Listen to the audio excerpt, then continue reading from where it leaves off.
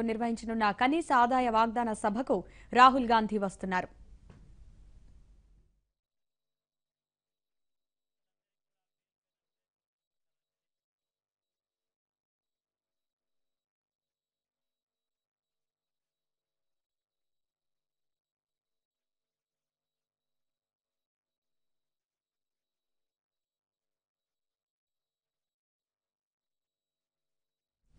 లోక్సభ ఎన్నికల సన్నద్ధతపై దిశానిర్దేశం చేయడంతో పాటు కనీస ఆదాయ వాగ్దాన పథకం తీరుతెన్నులను రాహుల్ కార్యకర్తలకు వివరించనున్నారు. చేవెళ్ల నియోజకవర్గం కార్యకర్తలు ఇప్పటికే సభా ప్రాంగణానికి భారీగా తరలివచ్చారు. లోక్సభ ఎన్నికల వేడి రాజుకున్న తర్వాత నిర్వహిస్తున్న తొలి సభతో తెలంగాణలో ప్రచారానికి నాంది పలికినట్లేనని పార్టీ వర్గాలు చెబుతున్నాయి.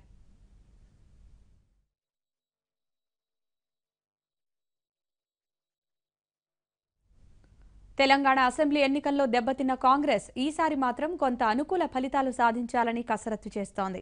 మరోవైపు పార్టీ అభ్యర్థుల ప్రకటన కూడా ఇప్పటికే కొంత కొలిక్కి వచ్చినట్టు తెలుస్తోంది. ఇప్పటి వరకు 10 మంది అభ్యర్థుల పేర్లు దాదాపుగా ఖరారైనట్లు సమాచారం. మిగిలిన 7 నియోజకవర్గాల్లో అభ్యర్థుల జాబితా ఓ కొలిక్కి రావాల్సి ఉంది.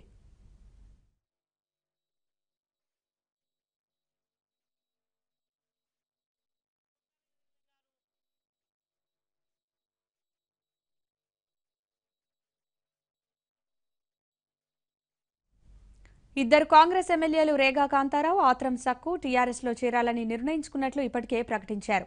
మరో ఎమ్మెల్యే చిరుమర్తి లింగయ్య కూడా ప్రగతి భవన్లో కేసీఆర్ను కలిశారని, త్వరలోనే ఆయన పార్టీ మారబోతున్నారని ప్రచారం జరుగుతోంది. రాహుల్ సభ రోజున కాంగ్రెస్ నాయకత్వాన్ని మానసికంగా దెబ్బ కొట్టేందుకు మరికొందరిని టీఆర్ఎస్ ఆకర్షించే ఆస్కారం ఉందన్న ఆందోళన పార్టీ వర్గాల్లో వ్యక్తమవుతోంది.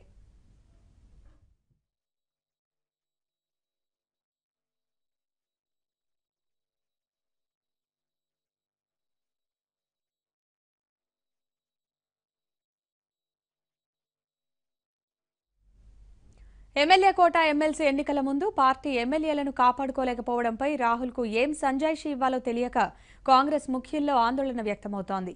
సహజంగా రాహుల్ తన పర్యటనను ముగించుకొని వెళుతున్నప్పుడు ముఖ్య నేతలతో రాష్ట్ర రాజకీయ పరిణామాలు, విజయ అవకాశాలు తదితరాలపై ప్రత్యేకంగా చర్చిస్తారు.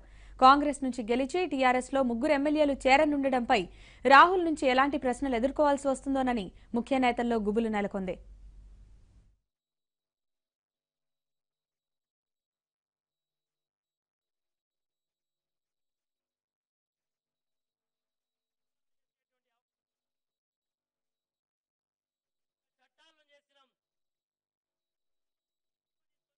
తెలంగాణ రాష్ట్రాన్ని కూడా తెచ్చినటువంటి పార్టీ కాంగ్రెస్ పార్టీ కాబట్టి రేపు కూడా ఈ దేశంలో అణగారిన వర్గాలకు, అన్ని వర్గాల ప్రజలకు న్యాయం జరగాలంటే కేవలం కాంగ్రెస్ పార్టీ వల్లనే సాధ్యమవుతుంది. కాబట్టి అలాంటి కాంగ్రెస్ పార్టీ నాయకత్వాన్ని, మన సోనియా గాంధీ గారి నాయకత్వాన్ని రాహుల్ గాంధీ గారి ప్రధానమంత్రి చేయడం కొరకు మనందరం కూడా కలిసికట్టుగా పనిచేద్దాం.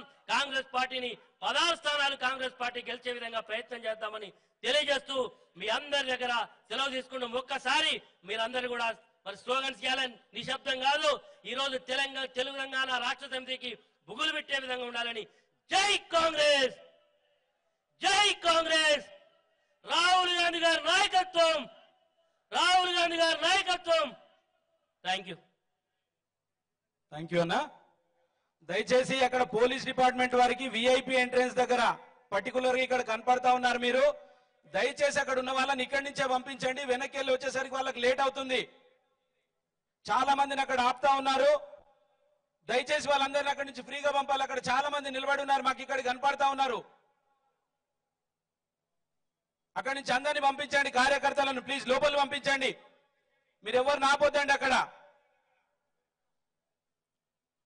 ఇంకొద్దిసేపట్లోనే మన అధ్యక్షులు రాహుల్ గాంధీ గారు విచ్చేస్తున్నారు కాబట్టి బయట ఉన్న వాళ్ళందరూ లోపలికి వచ్చేయాలని కోరుతా ఉన్నాం. అలాగే ఇప్పుడు పెద్దలు మాజీ పిసిసి అధ్యక్షులు హనుమంతరావు అన్న గారు ఇప్పుడు మాట్లాడతారు.